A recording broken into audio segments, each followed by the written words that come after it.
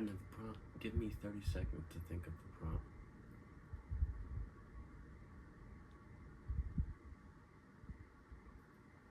Alright, got it now.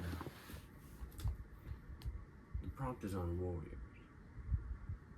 Specifically what it means to be a warrior. A lot of people, when they think of warriors, they like to imagine themselves or someone else. Achilles from Greek mythology, one of the greatest and most well-known warriors. There's David, warrior, David King. Lancelot, King Arthur, warriors.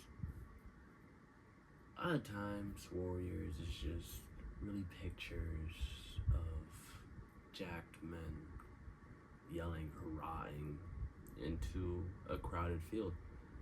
It's a bunch of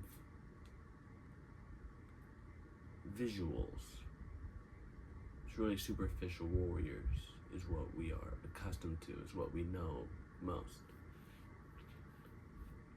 And when I say superficial warriors, I don't mean that they are warriors without strength. They are merely warriors who are not understood. We look merely at the pictures and think we understand and think we know.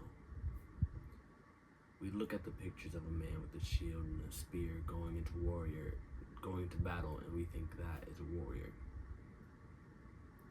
We look at photos of a man or a woman who is holding some type of weapon and is going into battle for something.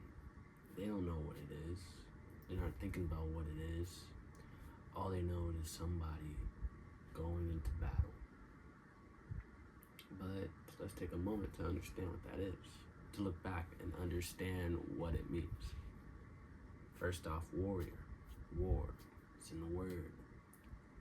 I don't have the exact definition. I'm gonna put it up. I'm gonna guess it is someone who acts in a war.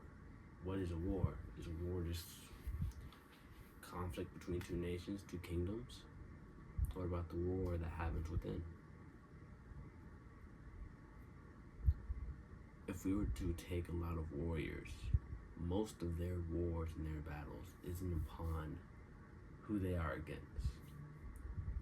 Take the army, for example.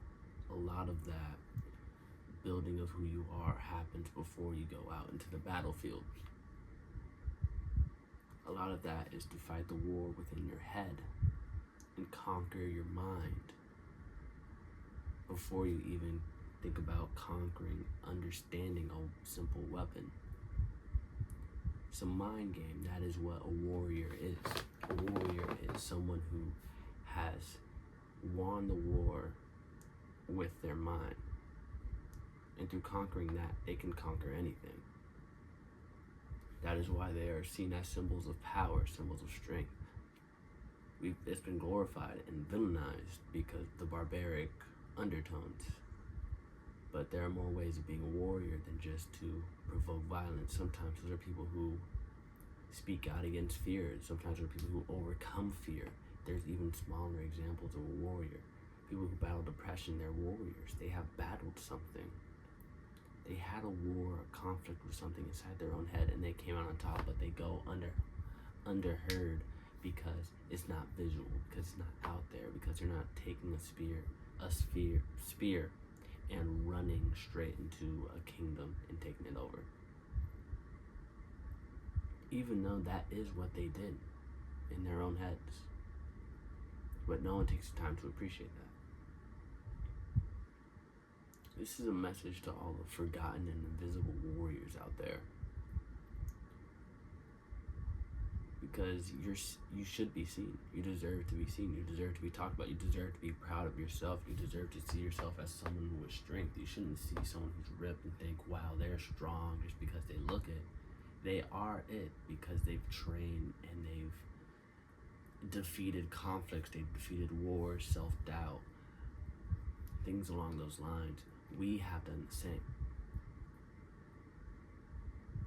The firefighter is a warrior because they have defeated fear, or they are in conflict with fear and battle it so constantly and win that battle. They are warriors.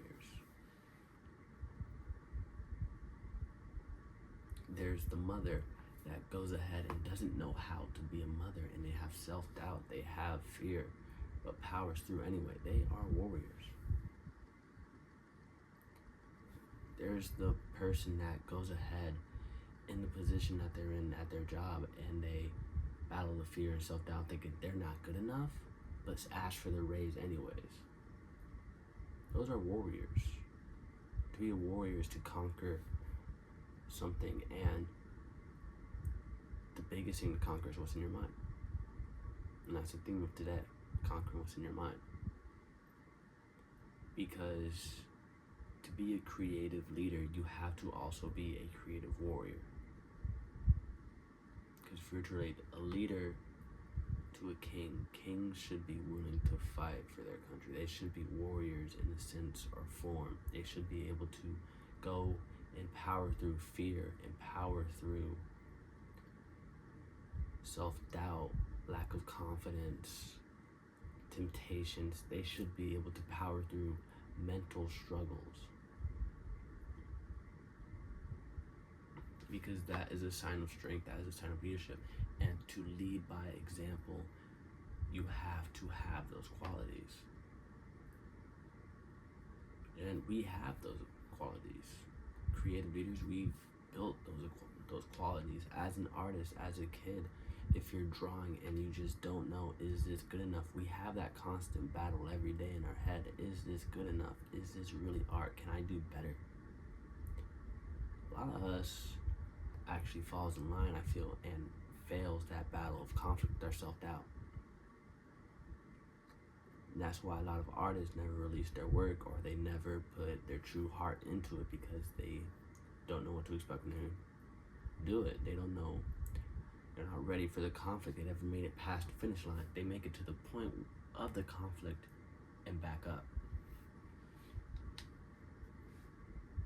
And as a creative leader, you have to, as a warrior, be strong and go through those finish lines. You have to go through those lines of no return, through those lines of conflict, because that is going to be where you have the most growth. Let's take it back to warriors again. They're known for being strong, muscle-wise. So they look big and strong. Not to say that you have to be big and strong to be strong. Weird wording, but you know what I mean. But what I'm saying is that when you build muscle, it's a lot like going through that finish line. I have a personal trainer.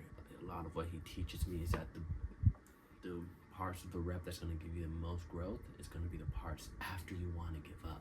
It's going to be the parts after you want to quit. It's going to be the parts after your muscles are burning and you want to give up. And that's when growth is going to happen. And as a creative leader, we are going to go through that moment of growth. We're going to go through that moment of weakness and that moment of self-doubt.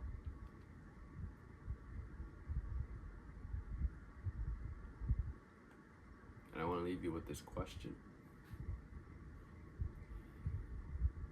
Am I not just a creative leader, but a creative warrior? Do I stop at the finish line, or do I surpass it? If I don't surpass it, why don't I surpass it? What am I fighting? Who am I fighting for? Warriors always say, they always have a battle cry, for insert wherever they're from, for Sparta, for Greece, for Athens, for any other name. They're always fighting for something. What are you fighting for? What makes you a warrior? What's going to make you the warrior is going to make you a really good leader.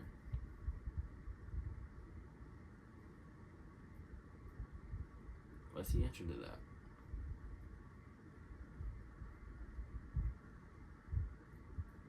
I'm giving you a moment to talk, because I'm thinking about it myself. It's something I think about constantly, because I'm constantly surrounded by these challenges, these fights, and as a creative leader, I want to lead by example and show others that they're capable of being warriors, to help people be that hand to pull them across that finish line. And really, that's my goal. That's my everything.